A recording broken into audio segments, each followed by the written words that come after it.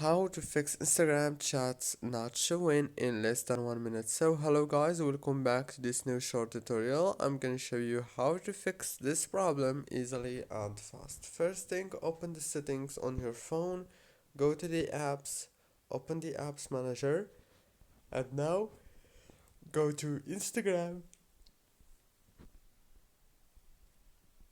Click on Instagram, and this is the app informations page. On this page you will find all the settings on your Instagram in your phone. Click on force stop and then click on the notifications management right here, and make sure that all the notifications are enabled, especially the Instagram direct notifications. Go back, click on the storage or the internal storage, click on clear data and click delete. That's it guys, don't forget to like, subscribe.